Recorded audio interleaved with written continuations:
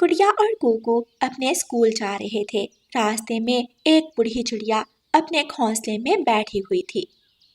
बच्चों बच्चों, मैं भूखी हूँ। अगर आपके पास कुछ खाने को है तो मुझे दे दें। गुड़िया और कूकू भूखी बूढ़ी चिड़िया के पास रुकते हैं। माँ जी, हमारी मम्मा ने हमें दोपहर का खाना दिया था, ले ये खाना आप खा लें। गुड़िया अपने स्कूल बैग से अपना टिफिन निकालती है और बूढ़ी चिड़िया माँ को दे देती है। बच्चों, बहुत बहुत शुक्रिया। मैं बहुत देर से किसी का इंतज़ार कर रही थी। आपने मेरी भूख मिटाई। ऊपर वाला आपकी रक्षा करेगा। दोनों बहन भाई वहाँ से चले जाते हैं। स्कूल में दोपहर के वक्त गुड़िया और कूकू को भूख लग जाती है। चक्कू कौवा उनके सामने बैठकर सैंडविच खा रहा था। गुड़िया और कूकू चक्कू कौवे के पास जाते हैं। चक्कू भाई, हमें भूख लगी है, थोड़ा सा सैंडविच हमें भी दे दे। क्यों दूं? नहीं नहीं, मैं नहीं दूंगा। ये सैंडविच तो मेरी मम्मा ने मेरे लिए दिया है। चक्कू एक बार में ही पूरा सैंडविच अपने मुंह में डाल लेता है। गुड़िया और कूकू भूखे ही घर लौट आते हैं। शाबाश मेरे बच्चों, आपने खुद भूखा रहकर उस बूढ़ी चिड़िया की मदद की। मैं आपसे बहुत खुश हूँ। लेकिन पापा, हमने चक्कू से थोड़ा सैंडविच मांगा तो उसने देने से मना कर दिया। मम्मा, हम भी अपनी चीज में से चक्कू को नहीं देंगे। बच्चों, जैसी माँ बाप की शिक्षा होती है, बच्चे ऐसा ही करते हैं। चक्कू कौवे को उसकी माँ ने चोरियों के सिवा सिखाया ही क्या है। वो कौवे तो खुद दूसरों का भोजन छीनते हैं, वो दूसरों को भोजन क्या देंगे। दूसरे दिन जब गुड़िया और कूकू स्कूल जा रहे थे तो जिस पेड़ पर बूढ़ी चिड़िया बैठी थी, आज उसी पेड़ पर जंगल की सुंदर परी बैठी हुई थी। गुड़िया और कूकू, मैंने कल आपकी परीक्षा ली थी और आप मेरी परीक्षा में पूरा उतरे। मैं आपको एक सरप्राइज देना चाहती हूँ। सरप्राइज?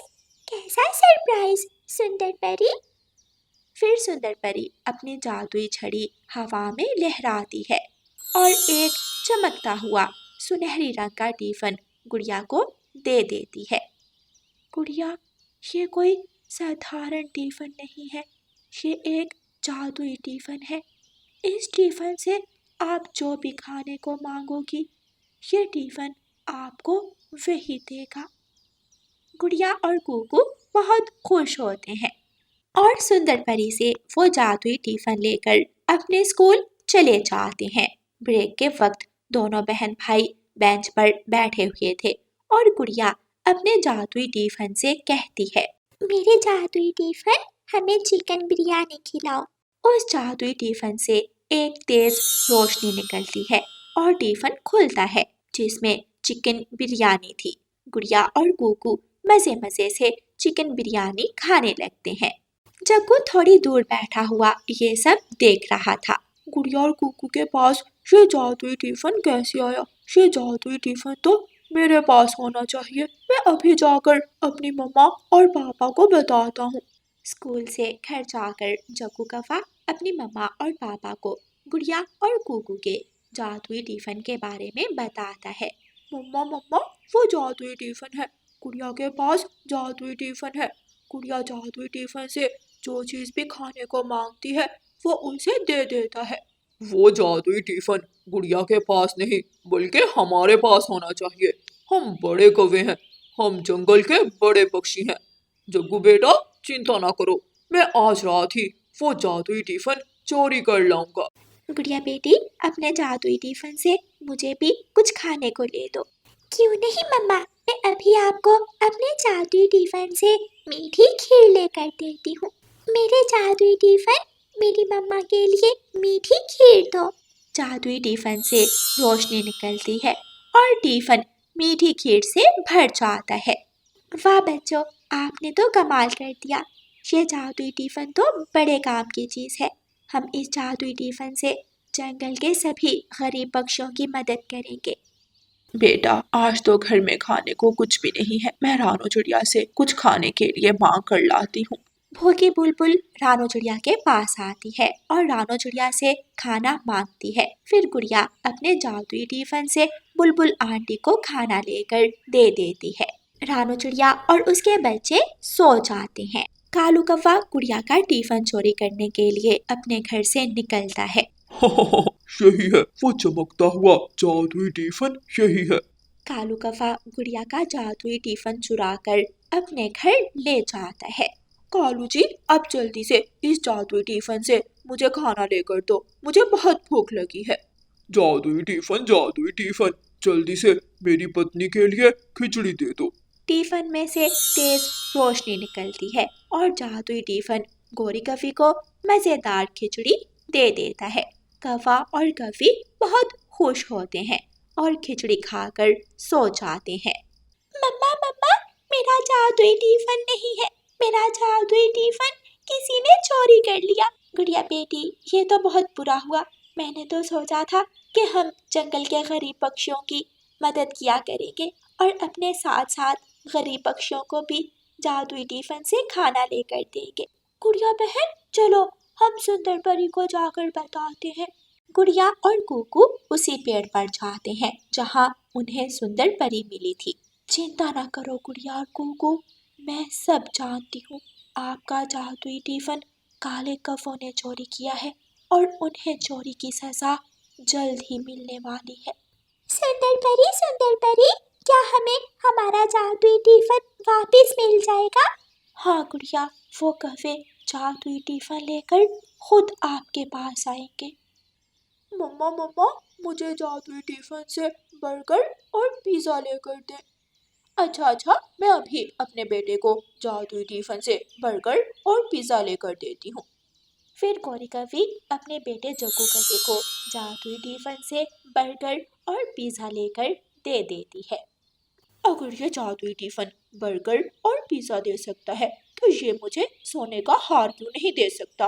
मैं अभी इस जादुई टिफिन से सोने का हार मांगती हूँ। जादुई टिफिन, मेरे लिए एक सुंदर सोने का हार दो। टिफिन से आवाज आती है। काली कवि, मैं भूखे पक्षियों की भूख मिटाने के लिए हूँ। मैं लालची पक्षियों का लालच पूरा करने के लिए नहीं हूँ। फिर उस टिफिन से एक सांप बाहर निकलता है और गौरी कवि और उसके बेटे को डराने लगता है। जग्गू भाग, भाग जग्गू बेटा, जल्दी से अपनी जान बचाओ। दोनों माँ बेटा घर से निकल जाते हैं और अपनी जान बचाते हैं।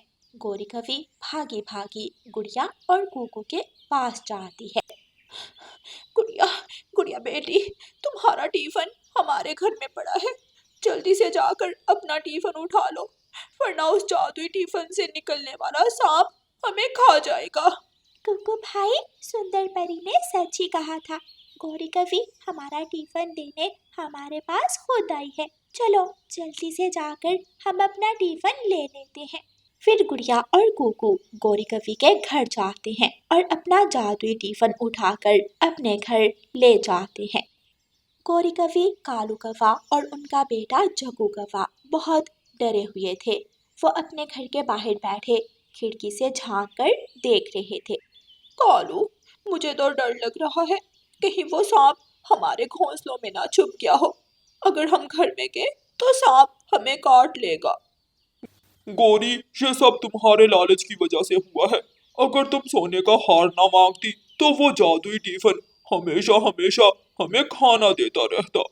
हाँ कालू, हमने जब जब भी लालच किया हमें सजा जरूर मिली। शायद इसीलिए कहते हैं कि लालच बुरी बला है।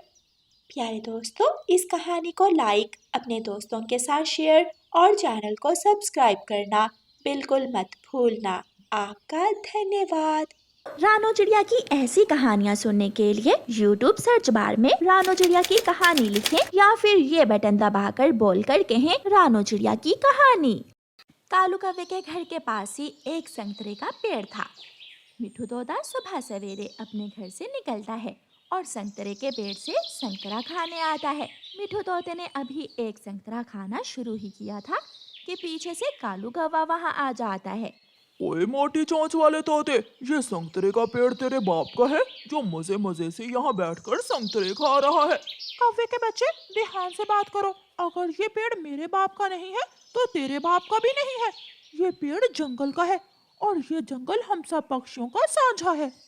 चल चल निकल यहाँ से, ऐसा ना हो कि मुझे गुस्सा आ जाए।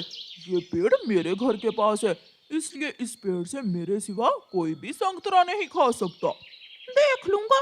मिट्ठू तोता वहाँ से चला जाता है और कालू कौवा मिट्ठू का छोड़ा हुआ संतरा खाने लगता है। चिड़िया, मुझे भगा दिया। उस काले कौवे ने मुझे एक संतरा भी नहीं खाने दिया। तोते भैया, कौन लड़ाई कर सकता है उस काले कौवे से?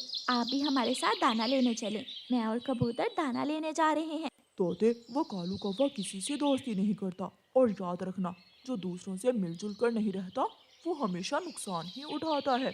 फिर वो तीनों दोस्त कबूतर, तोता और रानो चिड़िया दाना लेने चले जाते हैं। दाना जंगल की दूसरी तरफ किसान के खेत से मिलता था। वो सारे दोस्त वहाँ से अपना मनपसंद दाना ढूंढकर खाते हैं और सारा दिन वहाँ बैठकर बातें करते हैं।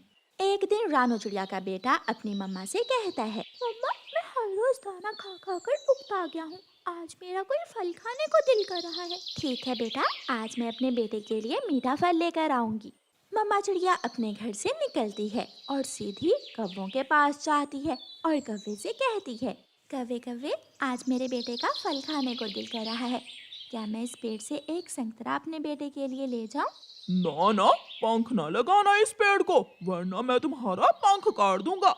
कौवे भैया, एक संतरा दे देने से आपको क्या फर्क पड़ेगा? ना भी ना, ऐसा नहीं हो सकता। आज तुम संतरा लेकर जाओगी, कल कोई और आ जाएगा, मैं ऐसा नहीं कर सकता। रानो चिड़िया बेचारी निराश होकर वहाँ से चली जाती है। रानो चिड़िया अपने दोस्त कबूतर के पास जाती है। कबूतर भैया, आज मेरा बेटा मीठा फल मांग रहा है। आज हम दाना लेने बाद में जाएंगे। पहले कहीं से मेरे बेटे के लिए मीठा फल ढूंढना होगा। चिड़िया, ऐसे ठंड के दिनों में मीठा फल मिलना मुश्किल है, लेकिन हम घने जंगल में जाएंगे, शायद वहाँ से हमें मीठा फल मिल जाए। फिर चिड़िया और कबूतर घने जंगल में जाते हैं। कबूतर को पुराने कुएं के पास एक अमरूद का पेड़ दिख जाता है। चिड़िया, वो देखो सामने अमरूद का पेड़ है, इस मौसम में अमरूद पके होते हैं, हम वहाँ जाकर देखते हैं। चिड़िया और कबूतर उस पेड़ के पास आते हैं तो उस पेड़ पर पके हुए अमरूद देखकर खुश हो जाते हैं। इस पेड़ पर तो बहुत सारे अमरूद हैं। कबूतर भैया, हम यहाँ से अपने लिए भी अमरूद ले सकते हैं। फिर चिड़िया और कबूतर उस पेड़ से पके हुए अमरूद तोड़ते हैं और वापस घर चले जाते हैं। ऐसे ही दिन और रात गुजरते गए। कौवा किसी को भी अपने पेड़ के पास ना आने देता और ना ही किसी से दोस्ती करता था। एक दिन कौवे को तेज बुखार हो जाता है। वो अपने घर से निकलने की कोशिश करता है, लेकिन वो उड़ते ही गिर जाता है। कौवा वापस अपने घोंसले में जाकर लेट जाता है। शाम हो जाती है, कोई भी कौवे के पास नहीं आता, क्योंकि कौवे ने तो किसी को भी अपना दोस्त नहीं बनाया था। पानी पानी, कोई मुझे पानी पिला दे। शाम के बाद जब तोता वहाँ से गुजरता है तो खिड़की से कौवे की आवाज सुनकर खिड़की के पास आता है। कौवे, क्या हुआ? क्यों शोर मचा रहे हो? तोते तोते, मेरी मदद करो, मैं उड़ नहीं सकता, इसलिए तुम मुझे पानी ला दो। मुझे मुझे तेज बुखार है। तुम उड़ नहीं सकते? ये तो बहुत खुशी की बात है। इसका मतलब मैं तुम्हारे संतरे खा सकता हूँ। तोता उड़ता है और संतरे के पेड़ से जाकर मजे मजे से संतरे खाने लगता है। वाह वाह, मजा ही आ गया। मैं एक संतरा रानो चिड़िया के लिए भी ले जाता हूँ। तोता एक संतरा लेकर रानो चिड़िया के घर जाता है। अरे तोते, तुम ये संतरा कैसे ले आए हो? वो कौवा तो किसी को पंख भी नहीं लगाने देता अपने संतरों को। खुशी की बात है कि कौवे को तेज बुखार है और वो बुखार से मर रहा है। अब तो मैं हर रोज कौवे के संतरे खाऊंगा। तोते भैया, बुरी बात है, कोई कितना भी बुरा क्यों ना हो, लेकिन हमें मुसीबत में हमेशा दूसरों की मदद करनी चाहिए। कौवा मुश्किल में है, मैं अभी जाती हूँ कौवे के घर। रानो चिड़िया उड़ती है और कौवे के घर जाती है। कौवे भैया, ले, मैं आपके लिए पानी लेकर आई हूँ। चिड़िया, बहुत शुक्रिया, अगर मुझे पानी ना मिलता तो मैं शायद आज रात प्यास से ही मर जाता। कौवा पानी पी लेता है। मेरे पास तो बुखार की दवा नहीं है, मैं अभी आपके लिए बुलबुल से बुखार दूर करने वाली दवा लेकर आती हूँ। रानू चिड़िया बुलबुल के पास जाती है। चिड़िया बहन, अभी कल ही तो उस कौवे ने मुझे मारा था जब मैंने उसके पेड़ से एक संतरा खाया था। मैं उसे दबा नहीं दूंगी। बुलबुल बहन, वो बुरा है लेकिन हम तो बुरे नहीं हैं, हमें उसकी मदद करनी चाहिए। रानू चिड़िया किसी तरह बुलबुल से दवा ले आती है और कौवे को पिलाती है। दूसरे दिन कौवा स्वस्थ हो गया था और वो चिड़िया, कबूतर और तोते से माफी मांगता है। मैं बहुत शर्मिंदा हूँ मेरे दोस्तों। मैंने केवल संतरे खाने के लिए तुम सबसे लड़ाई की। अब मुझे पता चल गया है कि अकेले जीना बहुत मुश्किल है, क्योंकि दुख सुख में दोस्त ही काम आते हैं। फिर वो सब कौवे को माफ कर देते हैं।